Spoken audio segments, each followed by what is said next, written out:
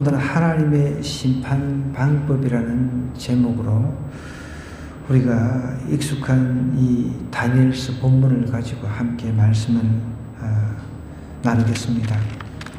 최근에 뉴스에 보니까 양승태 전 대법관 사법농단 사건 5년에 걸쳐 가지고 몇 트럭의 분량을 가지고 이제 재판을 했는데, 이제 그 5년여 걸쳐서 재판을 했는데 무죄가 나왔다, 이런 뉴스가 나오더라고요.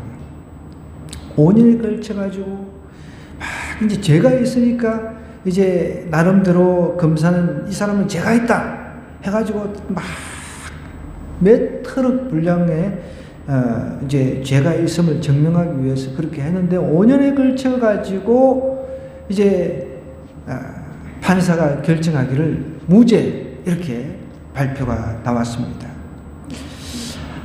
사람들의 그 심판, 사람들의 그 어떤 판결은 수시각각으로 다 바뀐다는 거죠. 이 사람이 원래 죄가 있다 했는데 나중에 무죄, 이 사람이 무죄인데 나중에 다른 사람이 판결을 할 때는 이 사람은 유죄다, 이런 일들이 비일비재합니다. 그래서 저도 어떤 때는 보면 사법부라고 하는 것을 그렇게 인간이 하는 그 판단을 그렇게 존중하고 싶은 마음이 어떨 때는 사라질 때가 좀 있습니다. 그런데 하나님은 그렇지가 않다는 거죠. 어떤 인간의 그 방법에 의해 가지고 죄를 뒤지기 위해서 찾아가지고 어떻게 유죄를 만들려고 하고 무죄로 만들려고 하고 그렇게 애를 쓰는데, 어떤 사람은 유죄고 어떤 사람은 무죄고 이렇게 되지만 하나님은 정확하시다는 거예요. 하나님의 그 판단, 하나님의 심판 방법은 너무너무 정확하십니다. 근데 인간과 하나님의 그 판결 방법을 제가 조금 이렇게 비교를 해보니까, 인간은요 5년이든 10년이든 그 죄가 있다라는 것을 증명하기 위해서 서류를 작성하고 이렇게 열심히 준비를 하잖아요. 준비를. 그 사람의 그 죄가 있으니까 이 사람은 10년이다, 이 사람은 무기징이다, 이것을 이제 그 심판을 하기 위해서 그렇게 애를 씁니다. 그런데요, 하나님은 그렇게 하지 아니하십니다. 하나님은 우리 모두가 죄인 걸 아십니다. 우리 모두가 죄인이기 때문에 죄인은 다 어디로 갑니까? 죄인은 다 지옥으로 가야 됩니다. 우리가 도덕적인 죄, 윤리적인 죄, 이것을 떠나가지고 우리는 하나님 앞에 모든 사람은 죄인이라고 합니다. 그래서 성경은 이야기를 합니다. 모든 사람은 죄를 지었으면 하나님의 영광에 이르지 못하다, 하나님의 영광에 이르지 못한다라고 이야기를 하고 있습니다. 우리는 다 죄인이기 때문에 하나님의 영광을 가리는 그런 존재라는 것이죠. 그렇기 때문에 하나님은 죄인인 것을 다 알기 때문에 이 사람이 죄를 많이 졌나, 네가 죄를 많이 졌나, 저 사람이 죄를 많이 졌나, 하나님은 그것을 갖다가 평가하지 않으신다는 거죠. 똑같은 죄인이기 때문에. 여러분, 우리가 좀 그런 표현도 쓰지만 지저분한 표현이, 똥 조금 싸도 똥이고 많이 싸도 똥이잖아요. 다 죄인이기 때문에 우리는 죄인이기 때문에 동일한 죄인이라는 것이죠. 근데 하나님은 우리를 평가하실 때요, 그 사람의 죄를 보고 평가를 하지 않으신다는 거예요. 똑같은 죄인이기 때문에 그 죄인이 돌이키기를 오랫동안, 수천 년 동안 그렇게 참고 기다리시는 거예요.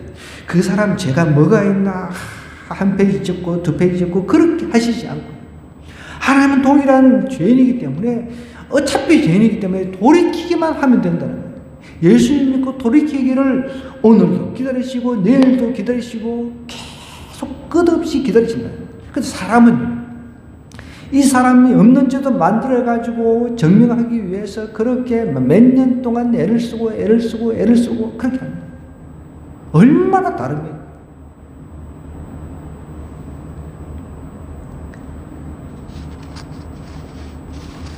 돈이 많은 사람들은 훌륭한 그런 변호인들을 선임을 해가지고 유죄를 무죄로 또 만들어내잖아요. 그런데 하나님 앞에서는요, 안 통합니다. 오늘 우리가 읽은 이 성경 본문은 하나님께서 어떻게 심판을 하시는지 그것을 우리에게 가르쳐주고 있는데, 여러분, 하나님의 그 심판 방법은 역사를 통해서 배워야 되는 거예요. 역사를 통해서. 오늘 17절부터 이 내용은 우리가 5절, 1절부터 사실 읽어야 이해가 됩니다. 다니엘 시대에 하나님께서 이스라엘을 망하게 하셨잖아요. 북쪽 이스라엘은 아수르에 의해서 일찍 멸망을 했습니다. 100년도 훨씬 이전에 유다보다도 먼저 멸망을 해버렸거든요. 죄 때문에, 우상숭배의 죄 때문에. 하나님께서 택한 선민이라고 하는 백성들이 우상숭배에 돌이켜서 하나님의 뜻을 저버렸단 말이죠. 하나님께서 그것을 통해서 심판을 하셨습니다. 먼저 망했습니다. 유다는 그래도 또 선한 왕들이 있었단 말이에요. 선한 왕. 선한 왕이라고 하는 것은 기준이 그때 당시에는 다윗이었습니다. 다윗을 기준으로 삼아가지고, 다윗 정도, 다윗을 따라가는 왕이다. 그러면 선한 왕이었어요. 다윗이 그때 기준이었어요. 근데 유다는 그래도 뭐 히스기야라든지 이런 왕들이 좀 있었거든요. 요시야 왕들이. 그래가지고 조금 더 100년 이상 지속이 됐습니다. 그럼에도 불구하고 이 나라도 역시 하나님의 그 뜻에 합당한 삶을 살지를 못해가지고 하나님께서 바벨론을 통해서 멸망을 시켜버립니다. 이게 바벨론 포로로 이렇게 다 끌려갔단 말이에요. 그 중에 왕족 출신자들을 갖다가 이제 몇 명 뽑아가지고 교육을 시키는데, 그 중에 똑똑한 사람이 이제 다니엘하고 세 친구가 나옵니다. 그러니까 사총사가 됩니다.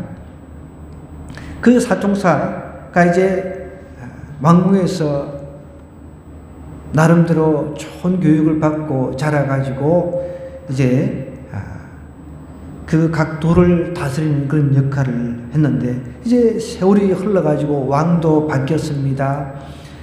다니엘은 여러 왕이 바뀌었음에도 불구하고 총리의 역할을 잘 감당을 했습니다.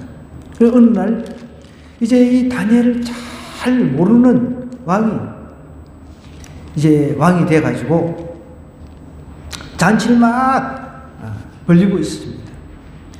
벨사살 왕이라고 하는 왕이 귀족 1000명을 초청을 해가지고 큰 잔치를 베풀고 있었다는 거죠. 이제 역사적인 이제 그 사실을 이렇게 조금 살펴보면, 그때 당시 이 나라가 굉장히 위태위태한 상황이었는데, 워낙 견고한 성을 이렇게 짓고 있어가지고 우리는 망하지 않는다 생각을 하고 큰 잔치를 베풀면서 1000명 앞에서 이제 술판을 벌인 겁니다. 그런 가운데 벨사살이 술을 마실 때 그 아버지 느부갓네살이 예루살렘 성전에서 탈취해 온 여러 가지 이제 성전 그 기명 물품들이 있잖아요. 그걸 가지고 부으라 마시라 하고 있는 찰나에 느닷없이 손가락 하나가 나타나가 벽에 글을 쓰는 거예요. 벽에. 그게 오늘 우리가 읽은 메네 데겔 우 바르신이라는 글입니다. 이런 글을 쓰는 거예요. 벽에. 놀래 자빠질 일이죠. 왕이 그것을 보고 술 먹다가 술이 취한 상태에서 정신이 번쩍 들어버린 거죠.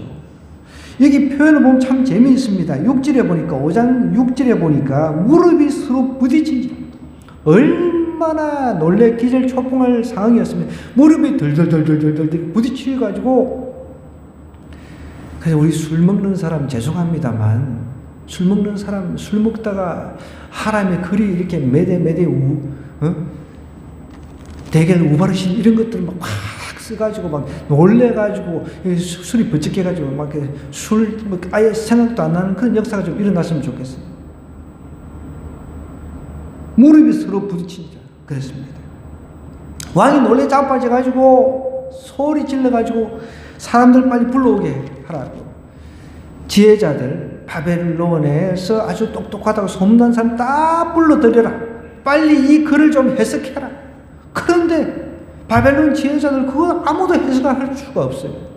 여러분, 하나님께서 쓰신 그런 하나님의 사람, 하나님께서 보낸 사람만 해석하는 거예요. 성경을 하나님께서 쓰셨잖아요. 하나님 믿는 사람의 해석이 되는 겁니다. 하나님을 모르는 사람의 해석을 못하는 거예요. 하나님을 모르는 사람은 제대로 모르는 사람의 해석을 자기 멋대로 해석하는 거예요. 보십시오. 이단들을 보십시오. 얼마나 자기 멋대로 신천지, 이만희, 성경의 그 모든 그 인물들을 갖다가 다 실패다 하면서 자기 성경의 모든 그 길을 갖다가 자기를 이만희라고 하는 이름을 향하게 합니다. 그죠? 그것뿐만 아닙니다. 신옥주라고 하는 진리의 성령이라고 하는 이 미친 여자도 마찬가지입니다. 모든 성경을 이제 예수님은 다 실패자로 보는 거죠. 그러면서 자기를 이제 자기가 진리의 그 성령 하나님이라고 이야기를 합니다. 정명석이라고 하는 인간도 마찬가지죠. 성경을 가지고 자기 뜻대로 해석하면서 정명석이가 그 하나님인 거죠. 만민중앙교회 이재롱 목사 죽었죠. 그 사람들 마찬가지죠. 다 죄다.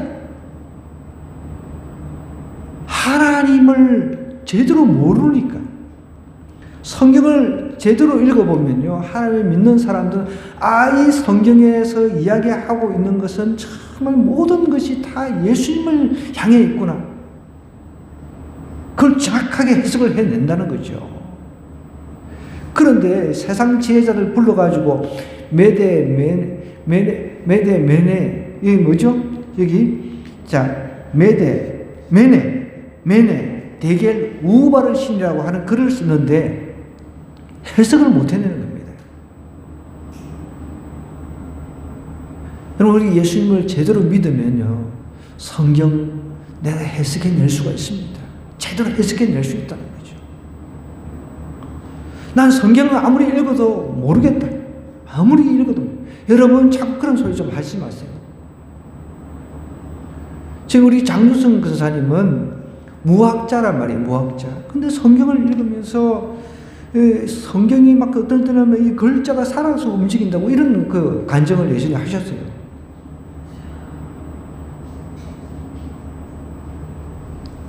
글자만 읽을 줄 알면요, 이 성경이 깨달아지는 겁니다.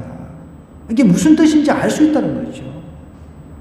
물론 처음에는 이제 용어가 어려워가지고 읽다 보면 이게 무슨 뜻인가 헷갈릴 때가 있습니다. 그런 때는 이제 넘어가는 겁니다. 그냥 넘어갑니다. 그 다음에 또 읽을 때, 또 모르는 또 넘어갑니다. 그 계속 넘어가면서 계속 읽다 보면 어느 순간에, 그 문맥을 통해서 이제 깨달아지는 거죠. 한 번 읽고, 아이고, 이게 이해가 안 되네. 여러분, 세상 사람들이 지은 책을 한 번만 읽어도 이해가 안 돼가지고 10번을 읽어라, 100번을 읽어라. 그런 이야기를 하는데, 하나님께서 쓴 이 성경을 내가 한 번도 읽지도 않고 이해가 안 된다고. 그런 소리 좀 하지 마세요. 한 번도 읽어보지도 않고 이해가 안 된다고. 저는 얼마나 많이 읽었겠습니까? 그런데도 어떤 때는 정말 이해가 안 될 때가 있습니다. 그 이해라고 하는 것은 여러분들하고 차원이 조금 틀리지만 신학적으로 이해가 안 되는 부분이 이제 있죠, 저는.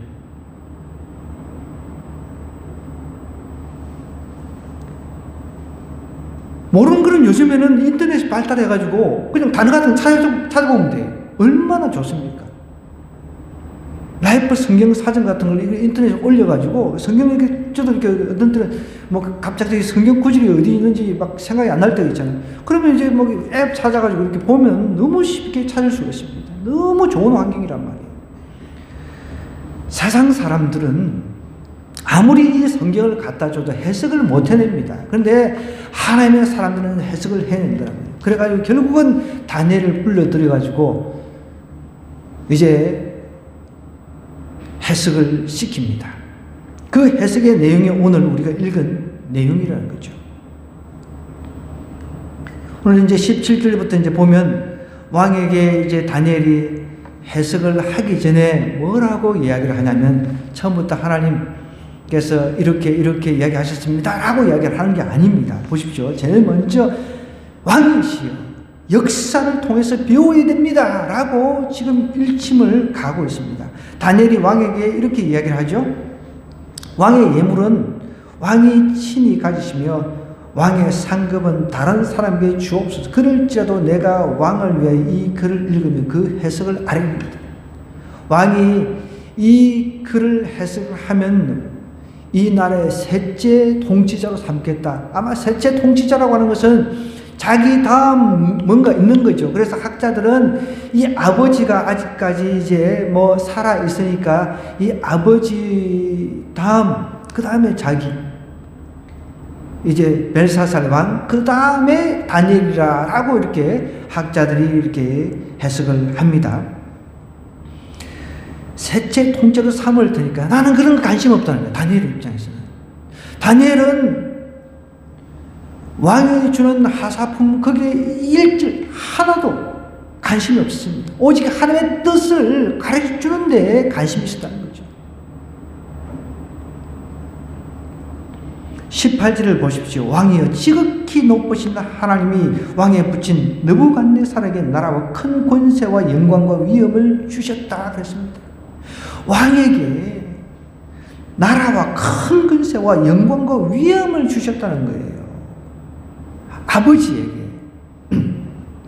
그래서 이 아버지를 이제 어떤 학자들은 할아버지로 이렇게 해석을 하는 경우도 있습니다. 이 해석의 좀 차이는 조금 있습니다. 참고로 하시면 되겠습니다. 그에게 큰 권세를 주셨으므로 백성들과 나라들과 언어가 다른 모든 사람들이 그의 앞에서 떨며 두려워하였으며 그런 임의로 죽이며 임의로 살리며 임의로 높이며 임의로 낮추었더니 그때는 요즘에는 우리가 대통령한테도 막 욕하고 막 온갖 소리를 다는데 이게 있을 수가 없는 거지. 예전에는 그랬다가는 왕한테 뭐 한 소리 했다가는 목 그냥 땡강 달아나는 거죠. 그렇게 이제 하나님께서 그런 권한을 주었다는 거죠. 그가 마음이 높아지며 그 아버지 느부갓네살 왕이 교만했을 때 하나님께 내쫓아가지고 그냥 그 들판에서 7년 동안 풀 뜯어 먹던 이야기를 하는 거죠. 그 사람들이 우리가 소 풀 뜯어 먹는 소리 하지 마라 그러는데 참 근거가 있는 이야기입니다. 사람 중에서 쫓겨나서 그의 마음이 들짐승의 마음과 같았고 또 들나귀와 함께 살며 또 소처럼 풀을 먹으며 그의 몸이 하늘 이슬에 젖었으며 지극히 높으신 하나님의 사람 나라를 다스리시며 자기의 뜻대로 누구든지 그 자리에 세우시는 줄을 알기에 이르렀나이다. 역사를 통해서 배우세요. 왕이시여. 당신 아버지 때 이렇게 하나님께서 권세를 주셨는데 그 권세를 남용해가지고 어떻게 보면 쫓겨나가지고 들에서 풀을 뜯어먹고 7년을 살았습니다. 그것을 보고도 지금 깨닫지 못하고 있다고 이야기를 하고 있다는 거죠. 그럼 우리도 역사를 통해서 배우게 되는 거예요. 왜 우리 인류가 멸망했는지, 아담과 하와 때 죄를 짓고, 그리고 그 이후에 노아 때 왜 멸망했는지, 노아는 그나마 당대 하나님 보시기에 의인이었기 때문에 하나님께서 그 가족 8명을 갖다가 구원해 주셨다 그랬습니다. 그 후손이 우리입니다. 하나님께서 이야기를 하셨어요. 무지개를 보여주시면서 이제는 물로 멸망시키지 않는다는 겁니다. 자, 그러면은 성경에서는 이제 요한계시록 넘어가는 거죠. 마지막 때는 유황불이 막 쏟아지는 거. 이제 불로서 우리를 심판하신다는 거죠. 이제 학자들이 이제 다양한 이제 성경 해석을 하는 학자들이 그게 아마 핵전쟁이 될 것이다. 그런 건 뭐 저도 모르겠어요. 핵전쟁을 통해서 멸망하죠. 어쨌든 지금 멸망할 그 길은 뭐 보입니다. 전 세계가 가지고 있는 핵, 이거 가지고 우리 인류를 갖다가 뭐 8번, 9번, 그렇게 멸망시킬 수 있는 그런 양이라고 이야기를 합니다. 역사를 통해서 우리가 깨달아야 되는 거죠. 그러면서 이렇게 이야기를 하는 거 22절에 벨사살이여 왕은 그의 아들이 되어서 이것을 다 알고도 아직도 마음을 낮추지 아니하고 그랬습니다. 역사를 통해서 여러분 배우지 않으면 소용이 없다는 것입니다. 하나님께서 역사마다 어떻게 심판을 하셨는가 이것을 알아야 된다는 거죠. 그 이스라엘도 마찬가지죠. 역사를 통해서 교훈으로 배웠습니다. 지금 이스라엘이 팔레스타인 이렇게 전쟁을 치르죠. 그런데 이스라엘 사람들은 나라를 한번 잃어본 경험이 있습니다. 그래서 전 세계로 흩어졌던 그런 아픔이 있어요. 그래서 전쟁이 터졌는데도 불구하고 학교 공부하던 이제 유학생들은 다 자기 나라 가서 나는 전쟁에 참여하겠다. 나는 전쟁에 참여하겠다. 그런다는 거죠. 그게 이스라엘 사람들과 다른 나라 사람들의 차이라는 거죠. 예를 들어 우리나라에서 전쟁 터졌다 그러면 예를 들어서 외국에서 유학 가서 공부하던 학생들 우리나라 전쟁 터졌으니까 나는 우리나라에 가서 나 싸워야지. 아이고 나 여기가 좋은데 그냥 뭐 저쪽에 망하든 말든 나는 모르겠다. 난 여기 그냥 살란다. 오히려 그럴 사람들이 더 많을 수도 있겠죠. 그런데 이스라엘 사람들은 아니라는 거죠. 나라를 잃어봤던 그 역사의 교훈을 철저하게 그들은 자식들에게 자자손손에게 가르칩니다. 그렇게 전쟁이 터져도 일하다가 보니까 참 우리가 도전받아야 될 때는 뭐냐면 직장에서 일하던 사람들도요, 사업하는 사람들도 전쟁으로 가겠다고 그럼 나가버린다는 거예요. 외국 사람이 그 기업에 취직을 했는데 전쟁이 터져가지고 일을 안 하고 자기는 사장도 거기 일하는 유대인들 다 전쟁터로 나가겠다고 나가버렸다는 거죠. 대단한 거죠. 그들은 역사를 통해서 교훈을 얻는 방법을 알고 있다는 것이죠. 나라가 망해가지고 자기들이 뿔뿔이 흩어져가지고 외국에서 살고 있는 그 서러움을 알고 있었기 때문에 전쟁이 터지니까 우리 나라 다시 이러면 안 된다. 모이는 그런 힘이 응축이 되는 거죠. 아직도 마음을 낮추지 아니하고 도리어 자신을 하늘의 주제보다 높이며 그의 성전 그릇을 왕 앞으로 가져다가 왕과 귀족들과 왕후들과 후궁들이 다 그것으로 술을 마시고 하나님을 예배하는 용도로 쓰여졌던 그 그릇들을 가지고 술 마시고 금, 은, 구리, 쇠와 나무, 돌로 만든 신상들을 찬양했다고 했습니다.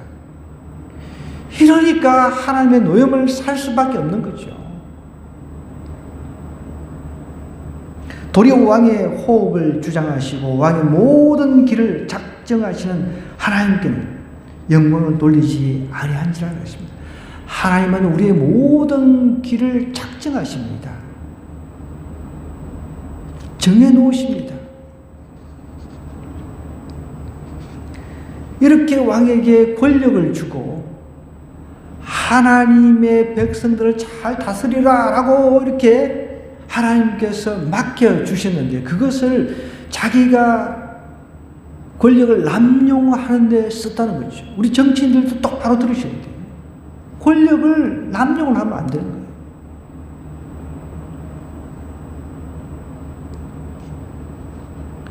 권력을 남용하면 안 된다.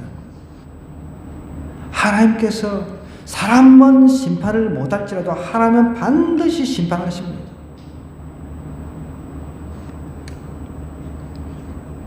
이러므로 그의 앞에서 이 손가락이 나와가지고 어떤 글을 썼다고요? 다시 한번 이거 외웁시다. 메네 간단해요. 대겔 우바르신 메네 이제 아랍어로 메네 대겔 우바르신 이라고 하는 건데 설명은 이게 해석은 여기 다 나와 있어요. 우리 몰라도 돼요. 아랍어는 우리가 공부할 이유가 없잖아요. 헬라, 히브리어 이것도 우리가 공부할 이유가 없습니다. 저희들 같이 성경을 해석하는 사람 위치에 있다면 당연히 이런 것은 공부를 합니다. 저도 예전에 히브리어 외우고 학교 다닐 때 머리 빠지게끔 이렇게 공부를 했지만 그렇게 많이 쓰지를 않습니다. 정확한 해석을 위해서 이런 것들을 이제 원어를 찾아볼 뿐인데. 그래서 저도 여러분들한테 제가 이걸 안다고 자랑하고 이런 거 저 안 합니다. 많이 이렇게 헬라, 히브리, 어떤 사람들은 설교자들 보면 헬라, 히브리, 미국 강의를 하는 건지 강의를 하는 건지 구분이 안 될 때가 있어요. 그럴 필요가 없죠. 성경에는 다 해석이 나와 있어요. 자연스럽게. 이 메네 대겔 우바르신이라고 하는 것을 어떻게 해석을 하냐면 여러분 다니엘이 이 해석을 할 때 하나님께로부터 답을 받았을까요? 받았을까요? 받았죠. 하나님 앞에 기도했을 겁니다.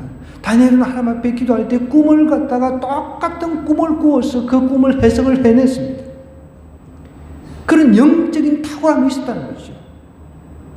우리도 이런 영적인 탁월함이 필요합니다. 어떤 게 이제 내가 기도하는 중에 이게 좀 해석이 잘 안 된다. 그러면 하나님 앞에 더욱더 이제 매달리고 기도하고 성경 보고 기도하고 성경 보고 하다 보면 어느 순간 깨달음이 주어진다는 깨달음이. 다니엘은 탁월한 사람이었기 때문에 메네 대결을 오라지 부르기 전에 왕이 부르기 전에 뭐 이제 누군가 이렇게 종이 뭐 이렇게 왕이 지금 급하게 뭐 이렇게 글을 쓰는데 이 글을 갖다가 해석을 아무도 못 해내니까 빨리 오셔. 이 사람은 사실은 다니엘은 은퇴를 했습니다. 은퇴를 한 사람이에요. 공무원 생활을 이제 청산하고 은퇴를 했어요. 나이가 이때 80이 넘었을 거라고 우리가 추정을 하거든요. 은퇴를 한 사람이란 말이에요. 근데 이제 불렀을 때, 그럼 내가 빨리, 그럼 잠시 내가 그러면 하나님 기도, 항상 준비를 하고 있단 말이에요. 그러면 하나님께서 이미 다 보여주실 거예요. 항상 깨어서 기도하고 준비를 하고 있었기 때문에 탁 불려갔을 때 메네 대겔 우바라신 이게 무슨 뜻인지 쫙 해석을 해내는 거죠. 여러분 우리가 영적으로 깨어 있어야 된다는 겁니다.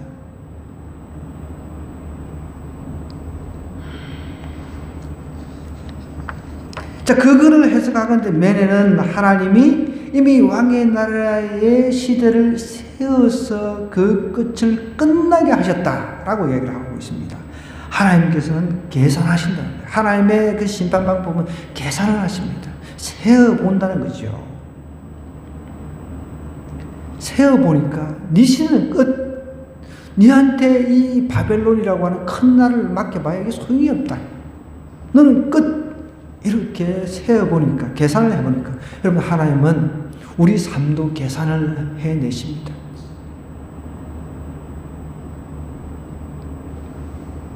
역사를 통해서 배우셔야 된다는 거예요.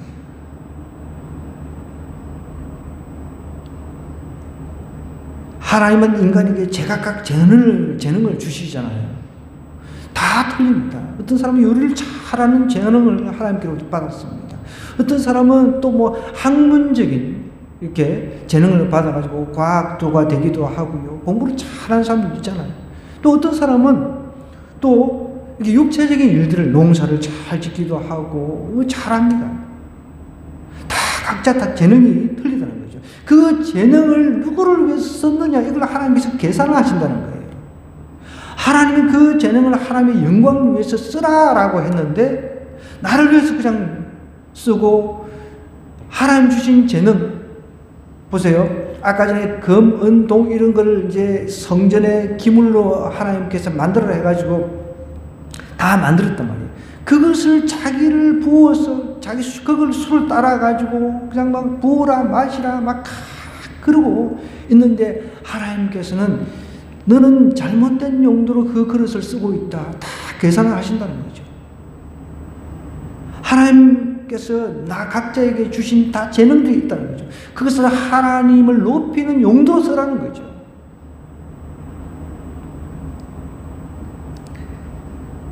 이제 두 번째는 이제 대계일이라고 하는 것을 해석하면서 왕은 저울에 달아보니 부족함이 보였다며. 저울에 달아보니까 부족함이 보였다는 것입니다. 사람의 모든 행위는 하나님의 심판 저울에 언젠가는 올려집니다.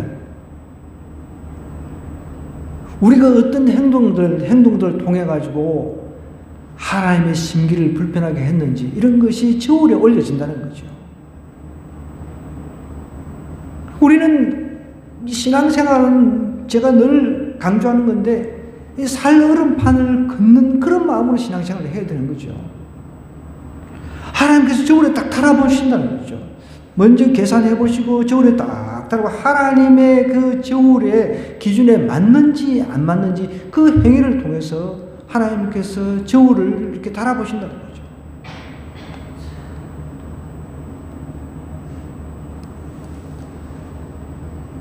무게를 측정하는 겁니다. 무게를.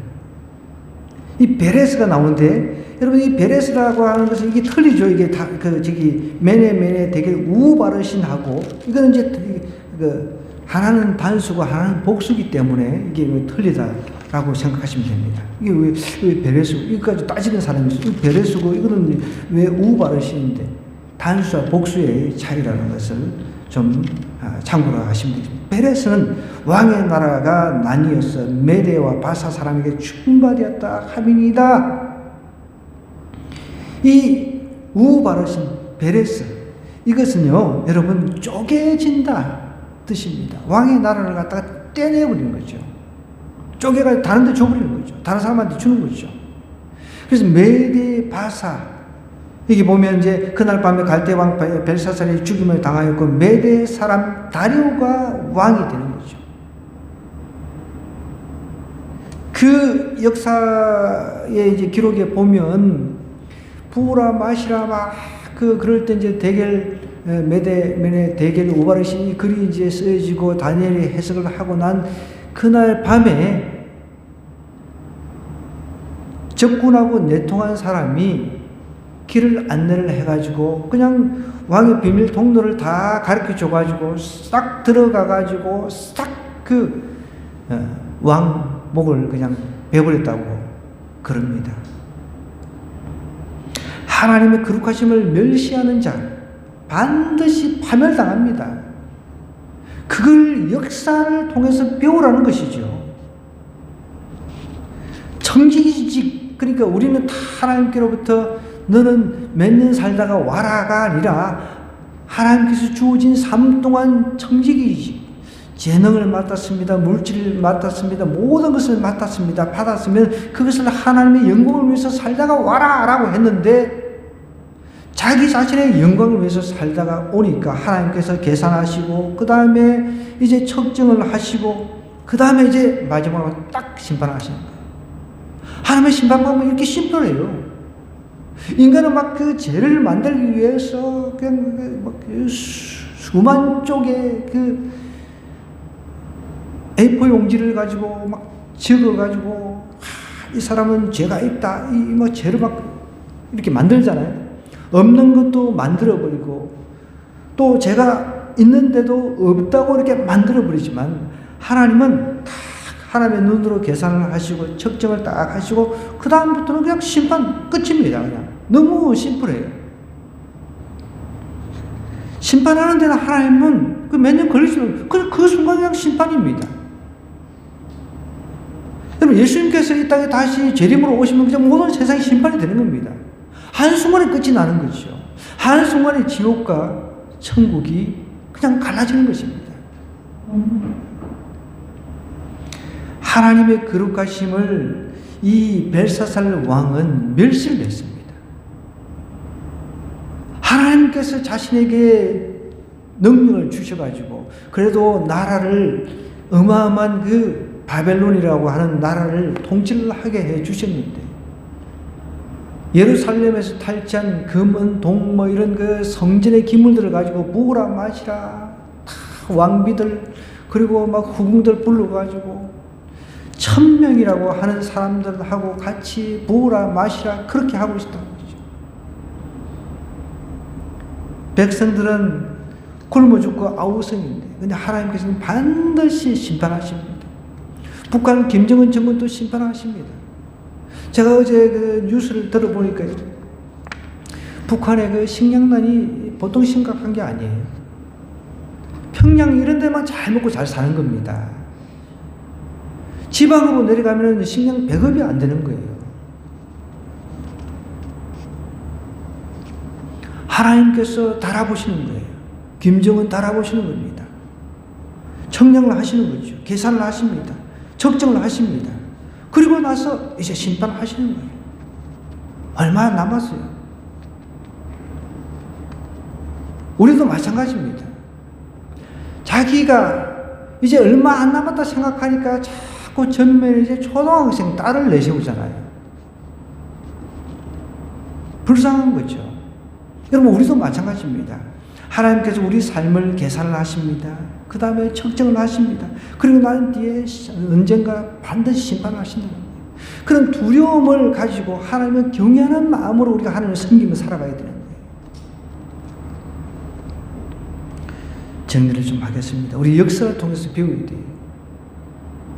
아무도 세상 지혜자들, 아무도 똑똑하다고 하는 사람, 아무도 매니매니 대결 우발을 신을 이 글자를 해석을 해내지 못했습니다. 하나님의 사람 다니엘은 해석을 했습니다. 우리 한 사람 한 사람이 하나님의 사람이라면 성경을 읽다가 해석을 못해내는 거 없습니다. 해석할 수 있어요. 예수님께 초점을 맞추면 해석이 됩니다. 예수님께 초점을 안 맞추니까 해석이 안 되는 거죠. 해석을 해내면 하나님께서 우리를 얼마나 사랑하시는가 그것을 깨닫게 되는 거죠. 그렇기 때문에 그 하나님의 사랑을 깨달으면 우리가 통회하고 자복하고 하나님 앞에 회개하고 나올 수 있는 거예요. 하나님은 그런 사람을 좋아하신다는 거예요. 하나님은 그런 사람을 심판을 하신다. 어떻게 심판하십니까? 이제 너는 이제 더 이상 죄인이 아니야. 너는 의인이야. 너는 이제 의인이야. 이렇게 심판을 하신다는 거예요. 그 의인은 좋은 심판을 받는 거죠. 천국의 심판을 받는 거죠. 그런데 하나님께서 계산을 하시고 역사를 통해서 아무리 가르쳐주고 했는데도 교훈을 받지 않습니다.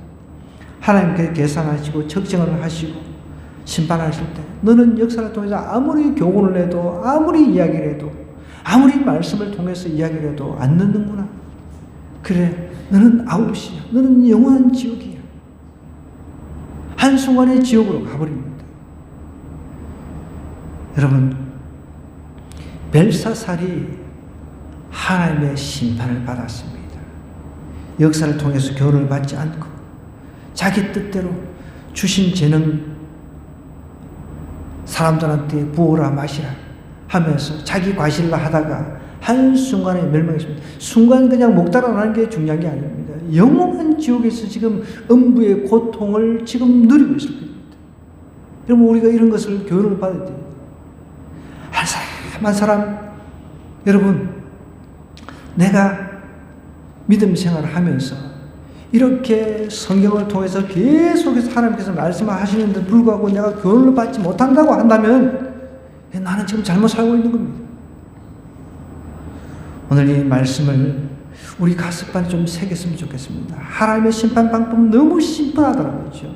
하나님께서 이렇게 계산을 하시고 측정을 하시고 그냥 딱 하나님께서 심판을 하시는 거예요. 너는 이제 아웃이야. 이 말을 다니엘이 벨사살 왕 앞에서 하는 게 얼마나 조심스럽겠습니까? 그러나 하나님의 이제 그 선지자로서